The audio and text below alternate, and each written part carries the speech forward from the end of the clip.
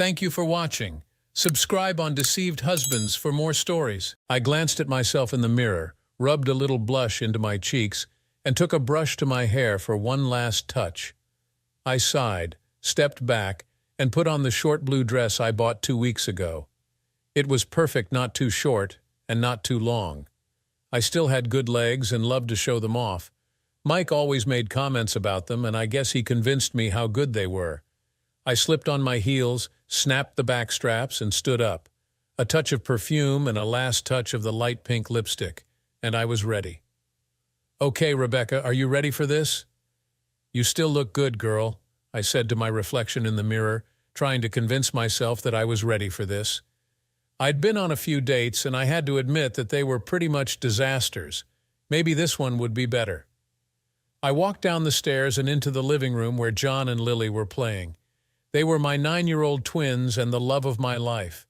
I adored these two, and let them know that as often as I could. I stood there watching them play their new video game, the one their father bought them just a few weeks ago. Sarah Brown, our next-door neighbor who was watching them tonight while I was out, was already there and absorbed in the game as well. She was older, almost 19, and had been our babysitter for the past 3 years. "Okay, kids, I'm ready to go now. Can you be sure to finish your homework before you go to bed? John, you have that test in math tomorrow, and Lily, you have an English quiz coming up," I said.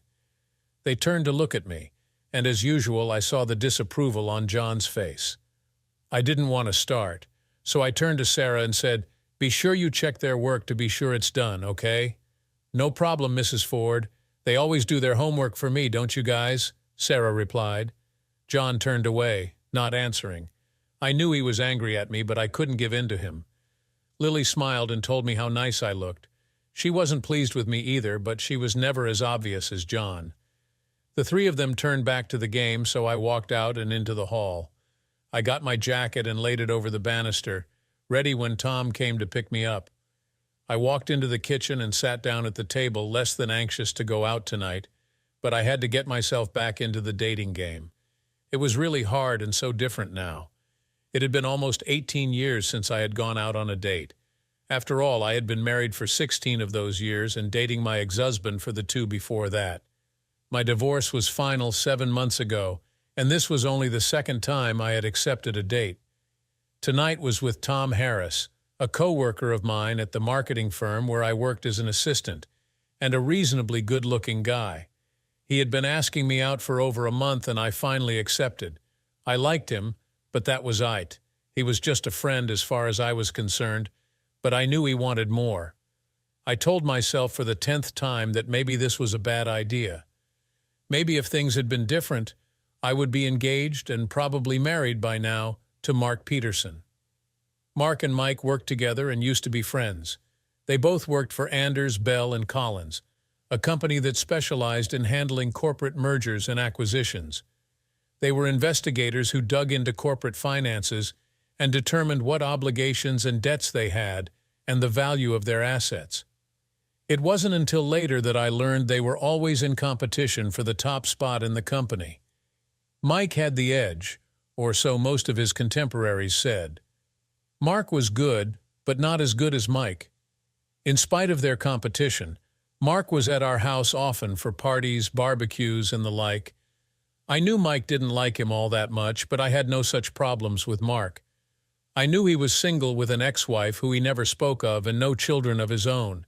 He was friendly, always ready to lend me a hand, and always complimented me on my appearance, the way I threw a party, just very observant. Mike did confront me after one particular party where Mark spent the entire evening standing next to me. I was surprised at Mike's attitude, and when he suggested Mark was after something that didn't belong to him, I got angry and defended him.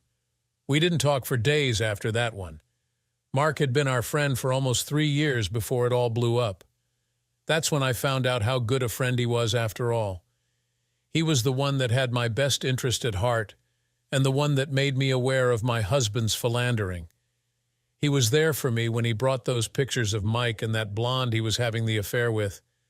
I didn't know her name. I never bothered to find out.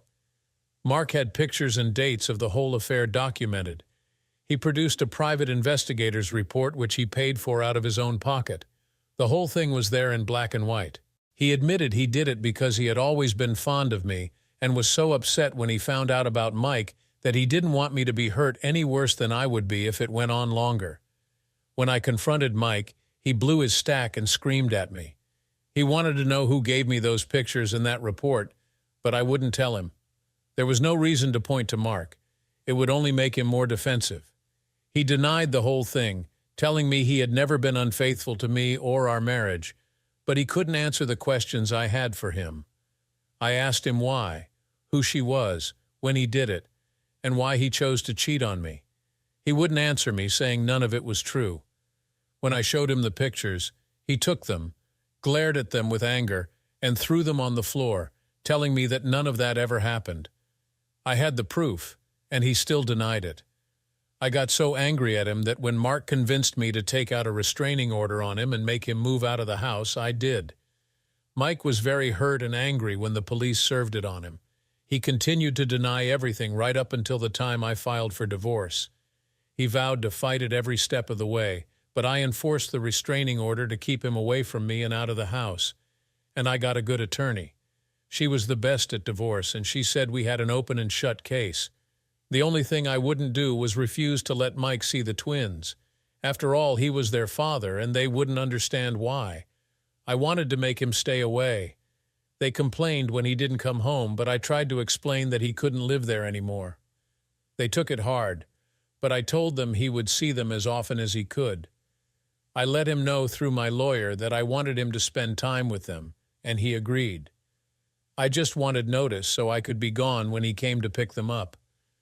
During this time, Mark was always available to go places with me, to help me with my filings and meetings with the attorney, to pick up and drop off the twins when I couldn't. He was by my side through it all. I was becoming quite fond of him, and I knew he returned the feelings. We did go out a couple of times, but we just parted at the door. That was until the court ruled on the divorce and our separation became official. The next time Mark and I went out, I asked him to stay. The twins were with Mike for the weekend, and Mark slept over Saturday night. We had an Aussie kiss that first night, and I have to admit it wasn't all that good.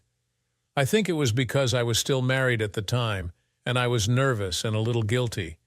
After all, I hadn't been with any man other than my husband for almost 20 years, long before we were married, and then all during our marriage. One of the things I didn't like was that Mark was very demanding. I just wanted to cuddle and make gentle love, but he was insistent. He wanted me to do things I did for Mike, but only because he enjoyed it. I certainly didn't.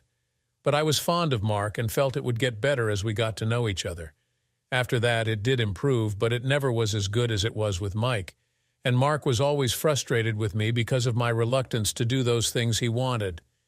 But it became a pattern. Mike took the kids on alternate weekends, and Mark would sleep over.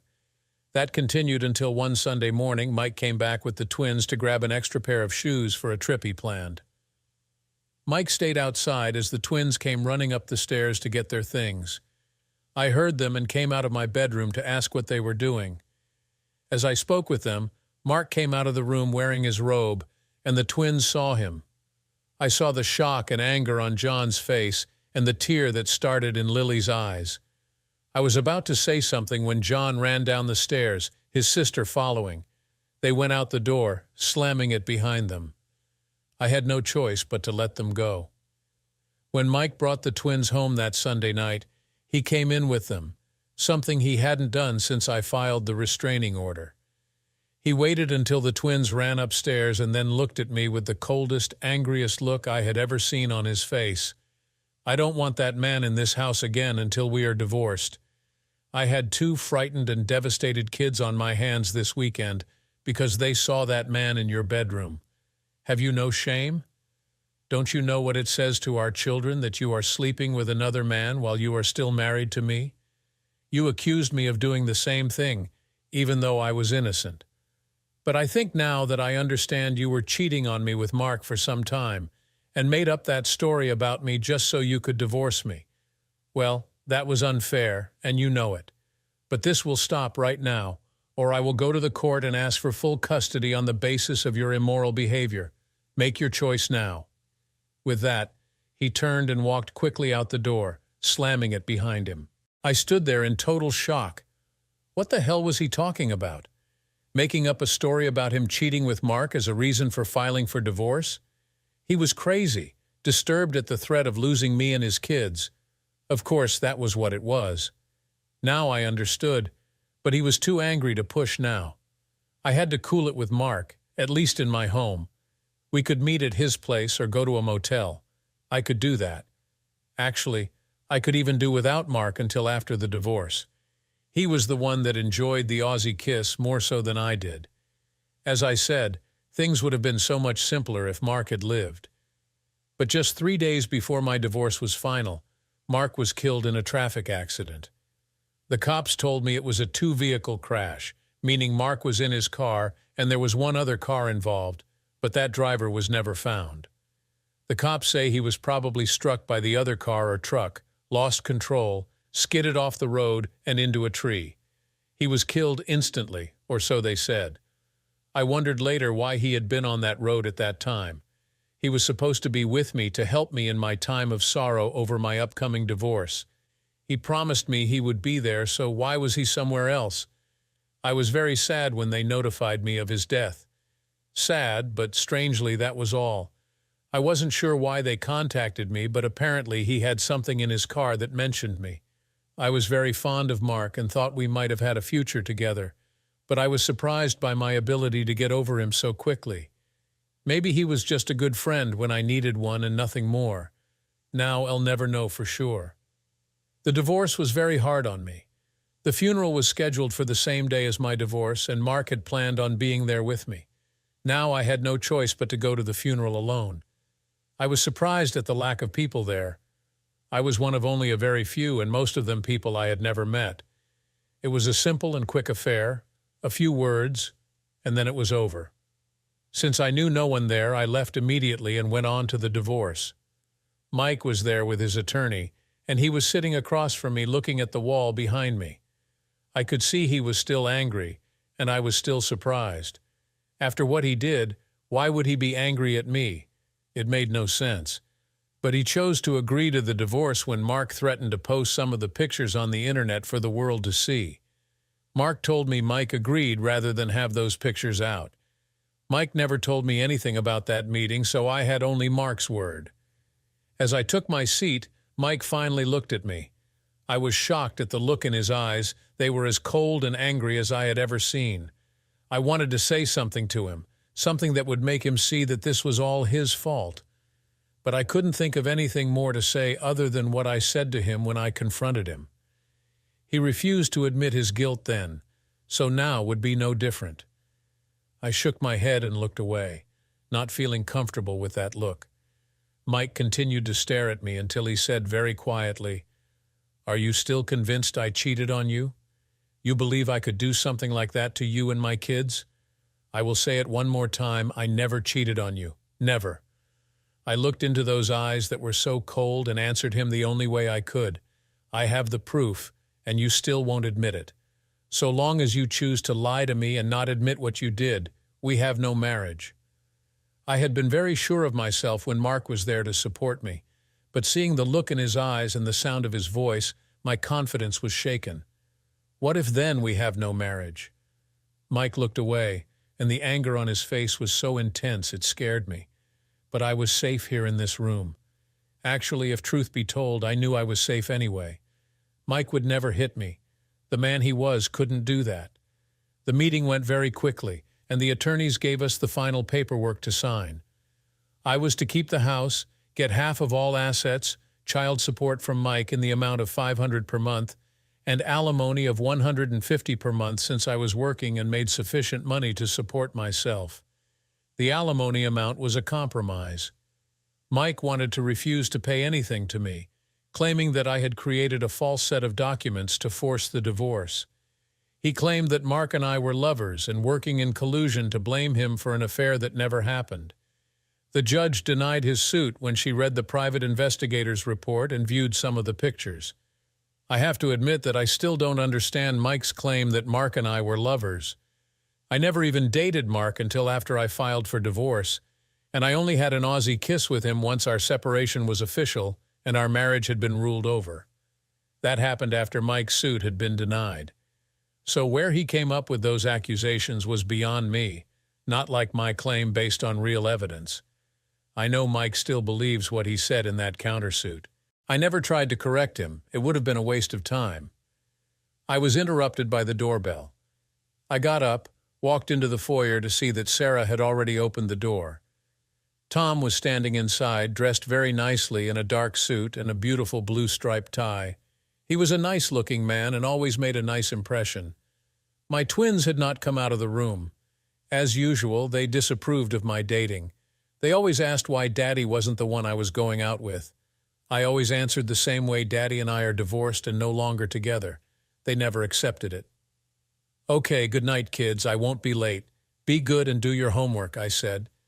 I grabbed my jacket, handed it to Tom to assist me, and shrugged into it. I went out to his car, Tom following. Tom took me to dinner at a very nice restaurant where we ate and talked about our lives. Tom was divorced like me, and he had a daughter at home that he adored. He visited her as often as he could. I looked at pictures of him and her, and one of all three of them. His wife was a very beautiful woman. I asked him what the cause of the divorce was in his case, and he said he didn't want to talk about it, so I never mentioned it again. After dinner, we went to a small lounge where there was dancing, music, and plenty of drinks. I loved dancing and enjoyed Tom's ability. He was a wonderful dancer, but I noticed that after a few drinks and some slow dances, he was trying to pull me into having a naughty time. I resisted until he finally stopped. "What's the problem, Rebecca? I know you've been without Mike for quite a while now, and you must want the same thing I want. So why not? We're both divorced, lonely, and need some real loving." "I won't disappoint you with that," Tom said, running his hand down my back. He pulled my body tight against him, trying to arouse me. I stepped on his toe, making him back off, and then moved away and back to our table. I was angry, embarrassed, and frustrated.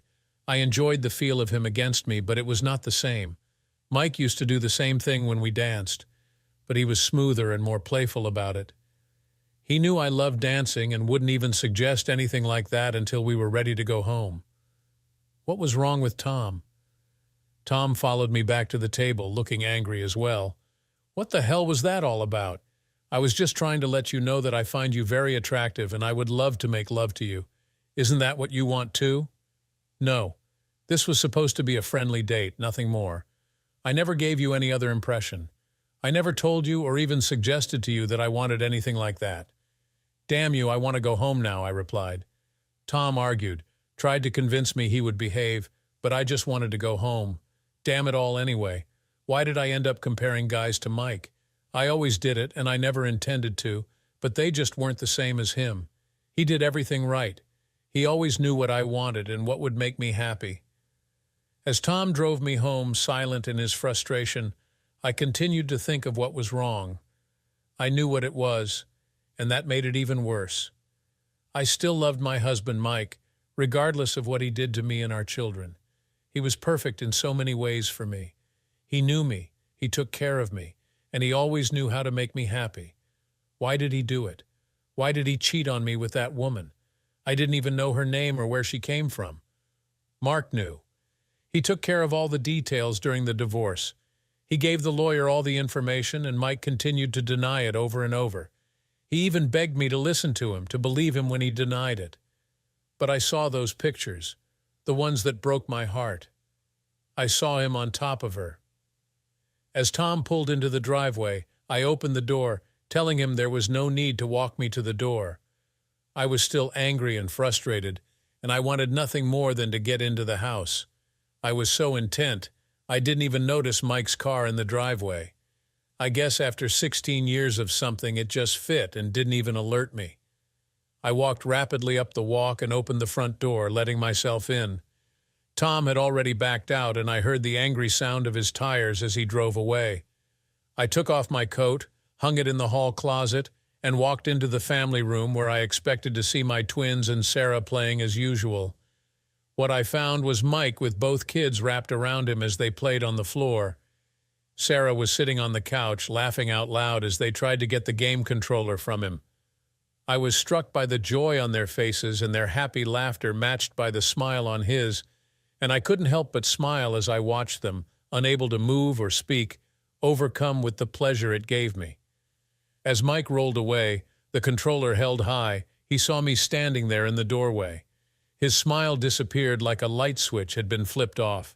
He stopped immediately and got up from the floor, telling the kids that the game was over. They didn't stop right away, not knowing I was there. Mike grabbed both of them by the shoulder and turned them so they could see me standing there.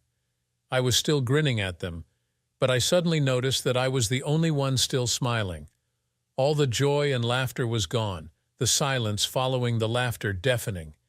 Suddenly, I felt it all come crashing down on me, the pain, the lack of joy in our house with Mike gone, the sadness I felt every night when I went to bed alone. All of it came crashing down, almost driving me to my knees. I was just standing there, not able to say anything, when Mike spoke. "Okay, kids, it's time for me to go. I'll pick you up right at 10:00 tomorrow morning. Be ready, okay?" With that, he spoke to Sarah and then walked past me and out the door without a word. I watched him go with mixed emotions. He wasn't supposed to be here without notifying me, but then I realized I had told him I would be out this evening. He probably didn't expect to find me home so early. "Thanks a lot, Mom. You weren't supposed to be here this early. Dad and us were having a lot of fun together until you ruined it." "Thanks a lot," John said angrily as he picked up the controller and turned the game off. He said goodnight to Sarah and then, followed by Lily, walked out and up the stairs to their rooms. "I'm sorry, Mrs. Ford. Mr. Ford called to ask if you had gone out, and when I told him you had left, he came over to play with the twins. It was okay, wasn't it? You just told me he wasn't supposed to be here when you were. I'm sorry if I did something wrong." "I didn't mean to," Sarah said, looking concerned. No, Sarah, you did nothing wrong, and you're right. He isn't supposed to be here when I am. But you couldn't know I was coming home so early, and neither could he. So it's all right. It's fine. You can go home now," I replied. I paid her and walked her to the door. "Thanks, Sarah. I'll call when I need you again. Good night." I stood there in the hallway of my home, alone as it seemed I was more and more. My children were angry with me. My babysitter was afraid she had done something wrong, and my ex-husband had walked out without a word to me. The joy and the laughter I saw when I first came in was missing from our home now, and had been since I confronted Mike with his infidelity. But what bothered me the most was that while he was the one that created the problem, I was the one paying the price, and it was a steep price to pay. I slowly walked up the stairs to my empty bed and stripped out of my new dress. I washed my face of the makeup I had applied so carefully and let my hair down, the elaborate hairdo I began the evening with forgotten. All of that care for what? A date with a man who wanted nothing more than to get into my panties for some satisfaction for him, of course, not for me. I sighed, turned out the light, and pulled the covers over me. The last thoughts I had before I fell asleep were about the laughter I saw earlier. I was sitting at the kitchen table the next morning, a Saturday, when the doorbell rang and the kids went to get it. It was Mike, coming to pick up the kids as usual. He would wait outside for them to get their bags for the weekend stayover. I normally remained in the kitchen during this transition, but today I felt the urge to see Mike. I wanted to see him relaxed and ready for 2 days with our twins. Without thinking of the consequences, I rose and walked into the foyer. I went to the door, opened the storm door, and saw him sitting on the steps. I spoke as he turned. "Good morning, Mike. How have you been?" I said. He said nothing, just looked up at me. I was surprised at how well he looked. Unlike me, the divorce hadn't seemed to bother him much. But then he was probably sleeping with his new girlfriend regularly, and it seemed to be good for him. He stood, then turned around and looked away. "I've been doing okay. Work's good. Business is up, so things are good." "You?" he replied. "I'm okay too, I guess. I'm sorry about last night. I should have called to let Sarah know I was coming home early." "It wasn't your fault or Sarah's," I said. "Yeah, okay. I was just spending a little time with the kids since I was at loose ends. I'll be more careful in the future, he said. Please, Mike, it wasn't a problem. You don't have to do anything different. It was my mistake the date first and then not calling, I said. As I was about to explain about the date, the twins came running out the door and grabbing their dad, ran to the car. Mike went with them as if my words were unimportant. As I watched them together, I realized that they probably were. They turned to wave goodbye as I watched them get in. They seemed so happy with him, more so than with me. I didn't seem to be able to get them to have fun anymore. I wish I knew why.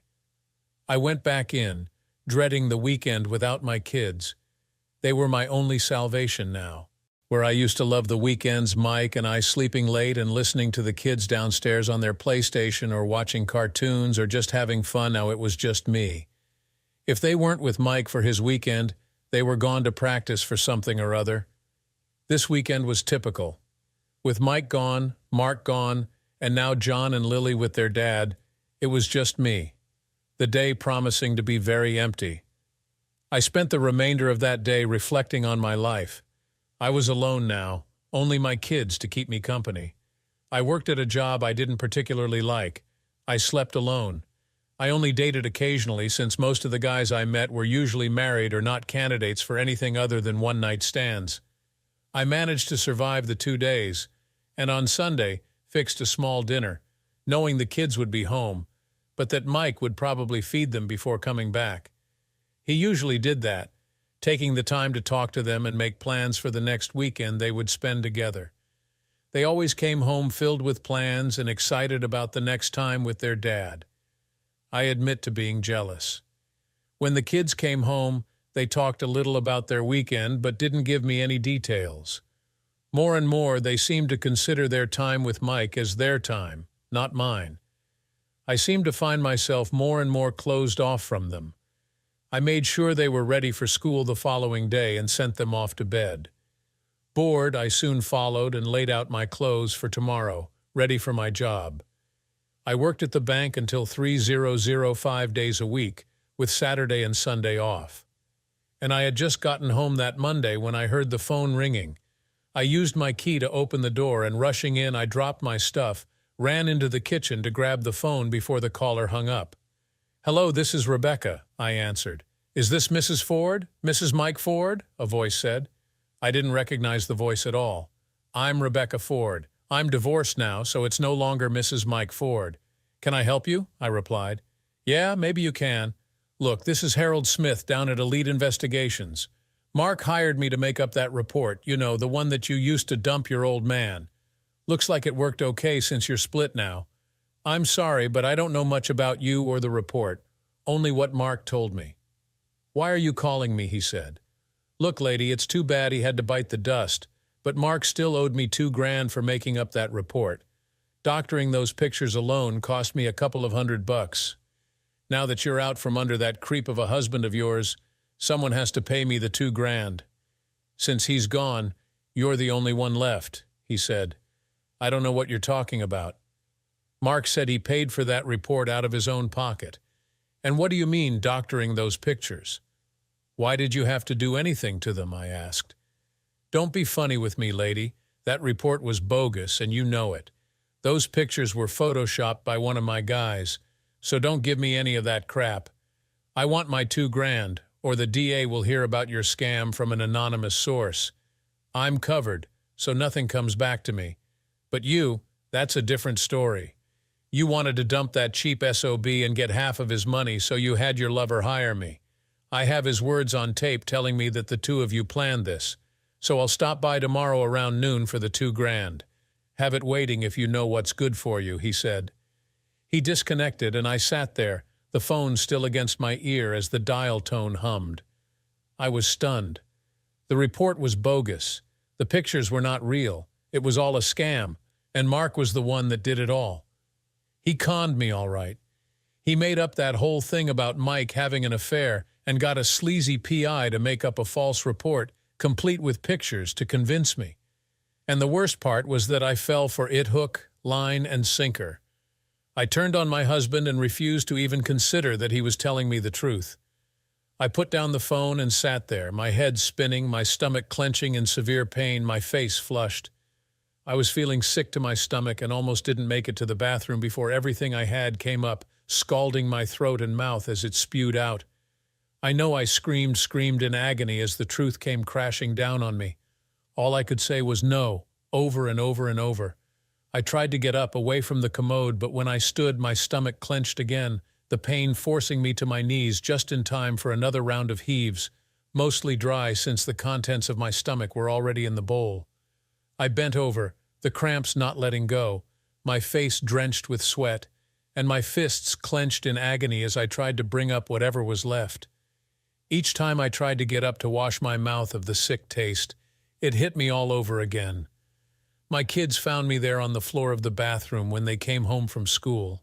I had been there for the past 2 hours, alternately seized by dry heaves, washing my face, then crying until the next spasm took control. My stomach was empty now, and the only thing left were the painful cramps that wouldn't stop. I felt like I wanted to die and hoped that I would. They did the only thing they could think of. They called Mike and told him I was very sick. I wanted to die now for sure. With John's help, I got up and half walked, half crawled up the stairs to the bedroom. I wanted to just lie down on the bed and let sleep claim me, but John got a wet washcloth and bathed my pale, ashen face. He looked so worried, and that made me try to take some control of myself. I couldn't let my child suffer for my sins. I had to ease his mind. "Thanks, John. I'll be okay now. Please go call your dad and tell him not to come. I don't want to see him now." "Please, John, please go," I said. "But Mom, you're sick. You need someone to help you, and Lily and I don't know what to do. Dad will know." "Hell take care of you," John replied. "No, John, listen to me now. I don't want your dad here. Do you hear me? Not your dad. Now do as I told you, call him. Tell him not to come. No, wait. Better yet, let him come and then you and your sister go with him and stay there until I call you. Now go," I said.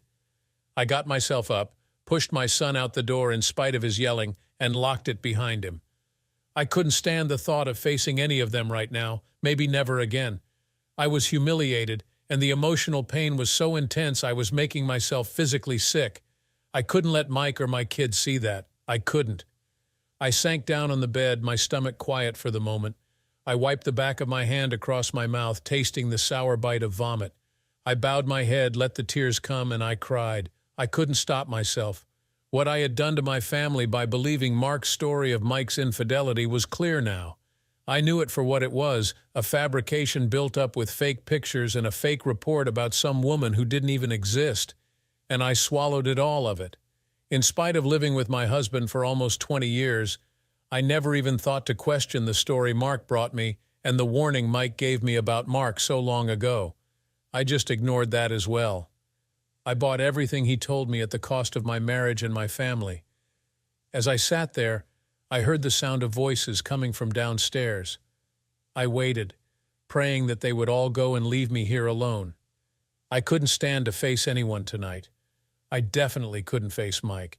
But then Mike never wanted to look at me now anyway.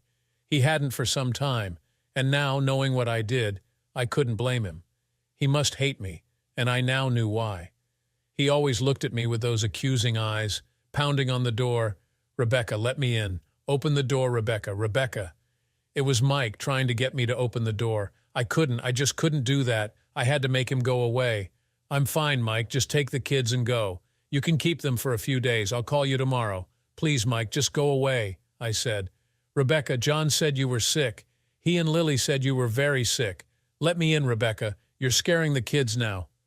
"Please let me in," he said. I couldn't do that to my kids. I had to do something. I sat up, wiped my face with the wet washcloth John had given me, and walked slowly to the door. If I could just make it through the next few minutes, Mike would take the twins and go. I would be alone. "Fine. Just a minute," I said. I squared my shoulders, took a deep breath, brushed my hair back from my face, and opened the door. "Okay, Mike, are you satisfied now?" "I'm fine. Now please just take John and Lily and go back to your place for a couple of days. I'll be fine if you just give me a couple of days. Please, Mike." Mike stood there staring at me as if I was a complete stranger. I held his eyes for a few seconds before looking away, trying to find my children. They were standing at the bottom of the stairs, looking very small and frightened. I couldn't stand that, so I walked out of the room and over to the top of the stairs. Honestly, kids, I'm fine. I must have a bug or something, and I just don't want you two to catch it from me. So if you stay with your dad, you should be safe. I can take care of myself, so are we okay? I waited until I saw them nod, then turned back to Mike and said very softly, "Please, Mike, just take them and go. I have to be alone right now. If you ever cared for me, please just do this for me. Please." Mike looked at me and reached out to take my hand in his. "Rebecca, you're in some kind of trouble. Let me help you. You're still the mother of my children. I don't give a damn if you die, but you're scaring my kids." I looked into his eyes, saw that small kernel of concern, and that was all I could stand. I began to cry as I ran into the bedroom, slamming the door shut behind me. I twisted the pathetic lock and stood there, my back pressed against the door as if to block him from coming in. I waited, but he didn't make further attempts. He walked away. I heard voices again, and then the door closed when they left. I stayed as I was until I heard the car pull out, and opening the door slowly, I listened to the silence. They were gone. That night was hell for me as I finally understood everything. I spent the next several days at work, doing the mindless job that I was beginning to hate, then returning home to sit and stare at the wall, trying to understand how I had been so gullible, so willing to believe something so horrible about the only man I had ever loved. And yes, now that I was forced to see the truth, I realized that I had loved him all along.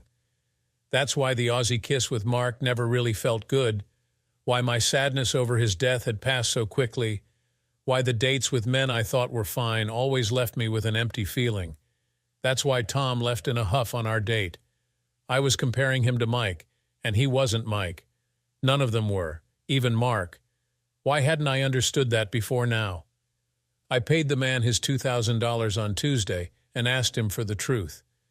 He told me what Mark had requested of him, that the girl was just some hooker they picked up off the street, the backgrounds lifted from the internet, and the report was just a complete fabrication using dates and places supplied by Mark. He had a photographer take some pictures of Mike without his knowledge and used his face with the pictures of another man with the hooker. Since Mark knew Mike's schedule, he was the perfect one to set it up, and he did it all just to take me away from Mike, to best Mike at something because of his jealousy. He knew Mike was to be promoted very soon, and he would end up working for him, so he wanted to take me away first. And he succeeded. I let him make a fool out of me and cheat Mike out of my love. And if he hadn't died in that freak car accident, I never would have known. It was Thursday before I called Mike to tell him he could bring the children home, but I requested that he stop and see me beforehand. I told him I had something I wanted to talk to him about, and that the children couldn't be a part of. He was curious, but all I would say was that it would be something he needed to know. He agreed finally, but reluctantly. I had debated about what I should do, and I knew one thing: I had to tell Mike the truth about everything. He had to know that I believed him, and that I knew he had never cheated on me. It was important for me to let him know that I had regained my trust in him and recognized the decency that made him the man he was. While I couldn't take those things away from him, I could let him know that I now realized I should never have doubted him. He deserved that from me, at least. Friday, Mike called and asked if we could meet at home that evening. He said we could talk, I could say what I wanted, and then we could decide if the kids should stay with him over the weekend. He was very quiet, not the least bit rude or abrupt as he normally was when he called. I appreciated that small token and agreed to meet him. He said he would bring takeout, something we used to do quite often. I thanked him and hung up, determined but frightened of what I was about to do. I finished my shift at the bank and left for home and my coming humiliation. Mike arrived right at 6:00, the time we had agreed to. He had a pizza and some Diet Pepsis that he sat on the kitchen table. I got the napkins and a couple of glasses and set two places, very domestic and very family-oriented. The hypocrisy was not lost on me, this artificial domesticity, and my intended confession of unmitigated deceit and betrayal. I almost lost my courage, but I steeled myself and indicated to Mike that he should sit. I set the pizza on our plates, opened and poured the Pepsi. After that, I sat back and looked at Mike. I have something very difficult to say to you, and I need a promise from you that you will listen until I'm finished. If you try to interrupt or to ask questions before I'm done, I won't be able to get through this. This is important, Mike, so you have to promise me, I said. Mike looked at me, and I guess the pain on my face convinced him that I needed to do this. He finally nodded and gestured for me to begin. I swallowed, said a quick prayer for help, and began. First, I want to apologize to you for not believing in you when you tried to tell me you would never do the things I accused you of. That was my biggest sin, and one I will regret until the day I die. All you asked of me was faith and trust, and I gave you neither, I said. Mike started to say something, and I quickly raised my hand. Please, Mike, you promised. He subsided, and I continued. Before filing for the divorce, I let Mark convince me to bar you from seeing the children and living here in the house. I now know he did that to prevent you from talking to me and trying to convince me you didn't do those things. My sin is that I listened to him and not to you. When Mark moved in with me to sleep in the bed you and I shared for all those years, I was so angry that I permitted it. We spent the weekends together when you had the kids. I was humiliated and ashamed when you spoke to me that day John saw me with Mark, and I realized what I was doing was wrong. The shame was only made worse when Mark decided to use a motel room instead, but I continued to meet him. That was when I lost the dignity that I had tried so hard to maintain when I thought you had betrayed me for another woman. To make it so much worse, Mark was a terrible lover, and all I could do was compare him to you. For your information, and because I owe you the truth, he was awful, and I never enjoyed it. Why I continued, I don't understand. I guess I was lonely and felt betrayed. I think now it was only a foolish way for me to try to get some revenge, I said, pushing the plate of pizza away from me. The smell almost caused my nausea to return. I had to continue this, do it once and for all, make it through before my courage failed me. It was just last weekend when you had the kids that I got a phone call from Harold Smith, the man at Elite Investigations. You remember them, the PI report that documented your betrayal of us, the report that produced those dramatic pictures of you and that woman, the report that convinced the judge that your claims were just nonsense. Do you remember that report? I asked. I was almost yelling now, the pain and the anger gripping me again just as it had when he called. My throat closed up and I could hardly speak. I was so furious at the injustice of what I learned. Mike stood and reached for me, but I angrily waved him back. No, I have to do this, I have to, I said. I took a deep breath, held it, and then exhaled noisily. It was all a sham, a pack of lies. Mark paid him to create those pictures and to doctor the report and make it look authentic. Mark paid him. Mark did it all just to take me away from you, and he succeeded. He succeeded because I failed to trust you. Don't you see? It was all my fault. I destroyed our marriage by my failure to believe in you. The foolish man called me to ask for an additional $2,000 that Mark owed him. Mark told him that he and I were in agreement to fake the report and the pictures. He had a tape of Mark making the request to fabricate the report, and he claimed that I was aware and in agreement. It was nothing but a con that Mark used to take me away. Just a lie. It was all a damn lie. And I found out because Mark was killed that day in that stupid car accident. I now thank God that he was. The day I learned all of this was the day the children called you because I was so sick. I was sick at heart, but the pain was enough to bring me down. That's why I had you leave so quickly.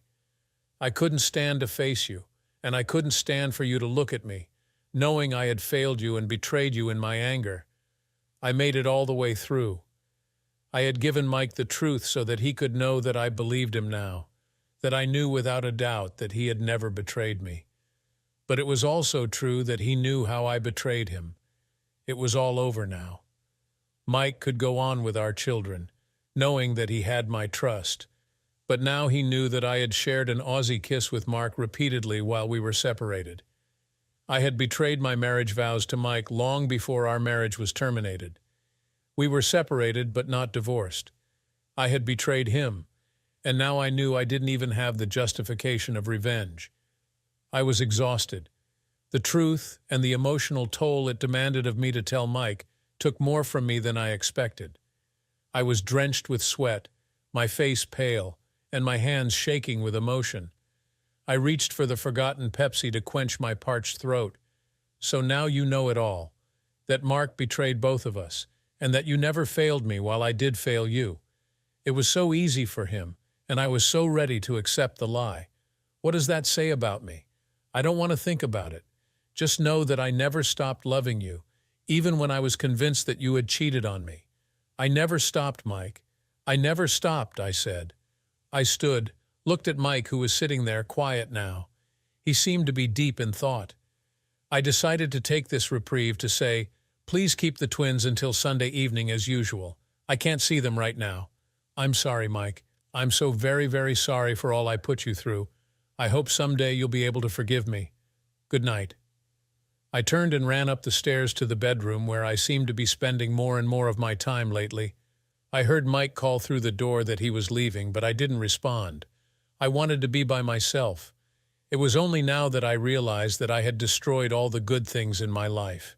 I had been a fool, a gullible fool, to allow Mark to lead me by the nose as he did. And I deserved what I got now. I deserved nothing less. Mike brought the twins home that Sunday evening at the proper time, and I had a light dinner waiting. He came in with them just to be sure I was okay. I smiled at him but didn't stay to talk. I walked back into the kitchen, Mike standing there in the foyer watching me until I was out of sight. He left, calling a good night to the twins as he left. 2 weeks passed in which I worked very hard to get the twins to talk to me, to tell me what they were doing and how they were getting along. It seemed that it had been forever since I just talked to them and took a real interest in what they were doing. Up till then, I was feeling sorry for myself, put upon by the death of my lover, the destruction of my marriage, and anything else I could feel some self-pity about. Now I was determined to make myself get back into the world of the living. My kids came first. I was discussing something with them when they reminded me that Mike was coming to pick them up that Saturday morning. I had almost forgotten until then, and the thought of Mike brought a wave of pain for all I had lost. I fought it back and told them that was fine, and that I would be sure they had all they needed. John wanted his favorite shirt clean, and Lily wanted a change of shorts for the park. I promised that both would be ready. They seemed pleased that I was taking an interest again, and we talked about what they were going to do. Apparently, Mike had promised them a trip to the planetarium to see a new diorama that was just being introduced. It sounded wonderful, and I told them so. I envied them this time with their dad. I had them ready, their small bags packed with their special requests, and made sure they each had last-minute instructions on how to behave. I knew it was not necessary, as they always behaved for their father, but it gave me some sense of normalcy, and they seemed to like it as they smiled and fidgeted good-naturedly while assuring me they would behave. I was pleased at the ease with which we were now getting along. It seemed that when I bared my soul to Mike and told him what I did, I regained some of my own pride and self-respect. It wasn't easy, but it was very worthwhile. I felt a huge sense of relief and pleasure, which seemed to be apparent to my children. At least they were responding to me now, whereas before there was more resentment. I waited with them until Mike's car pulled into our driveway. I opened the door and watched them run to the car where Mike stood waiting. He got them inside, made sure they were buckled up, and then, surprising me as well as the twins, he walked up the driveway toward me. I waited, wondering what he wanted to say. I had no expectations, but I was curious. I felt maybe we had entered a new phase in our relationship, possibly friends, but I suspected even that was too much to hope for. "Good morning, Rebecca. Are you feeling better now?" he asked. "I'm a lot better now." It was very hard, but it was more painful to realize what I did and the harm it caused for all of us. But it's given me a great sense of peace now that you know that I know the truth. Thank you for that, I replied. Mike turned and started down the drive. Then he stopped. I watched, curious as to what he had forgotten, something else he wanted to say. He turned, walked back to the bottom of the stairs, and looked up at me. I waited, feeling the pleasant twinge in my stomach that I always felt when Mike looked at me that way. I could only wish it was the way he felt about me again, but that was too much to ask for. He opened his mouth once, shut it, swallowed, then spoke. Would you like to join us today? We're going to the planetarium, and I know the twins would really like it if you came. All I could do was sob, the tears welling up in my eyes and my throat closing with emotion. I swallowed, wiped my eyes, and replied, I would love to. It's been almost a year since Mike invited me to join him and our twins for his weekends with them. It's not always that he does it, but often enough that I was beginning to hope for more. I know I don't deserve it, but I can still hope that he can come to forgive me. We spoke about it at length once, and Mike was very kind to me.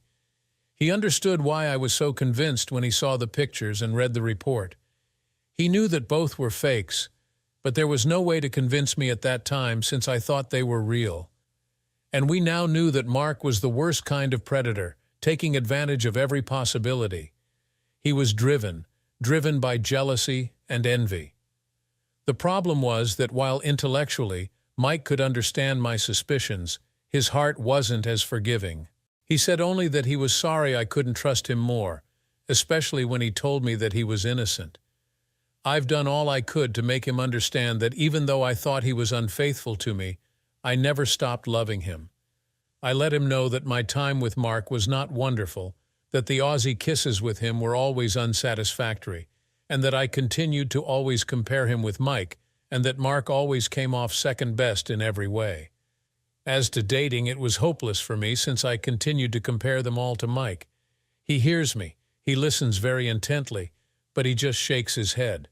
I don't know what that means. The one thing he did say during that talk was that if I still loved him as I said, why didn't I give our marriage another chance? Why couldn't I find it within my heart to forgive him for what I thought he did? I had no answer to that, and that bothered me a lot. I finally concluded that Mark was manipulating me into not letting Mike back in my life. Mike agreed, but still wondered why I was so eager to push him away. I never asked Mike about his time away from me and the twins during the week when we both worked. There was no communication. We hadn't come to the point where we could pick up the phone and just chat as friends. We weren't real friends. We were a divorced couple who shared custody of their children, and that was still our situation even now. I tried in every way I knew to let Mike know that I was sorry, and that if given the chance I would do all I could to repair the damage I did to our marriage.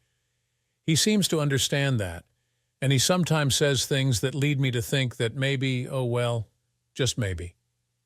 Things finally came to a conclusion one Sunday after Mike had returned with the twins from a day when he didn't ask me to join them.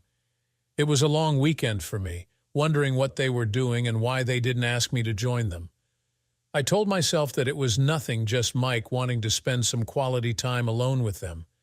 I convinced myself of that by the time they came home. Mike stayed outside and soon left without saying goodbye or coming in to chat. I noticed that he was doing that more and more.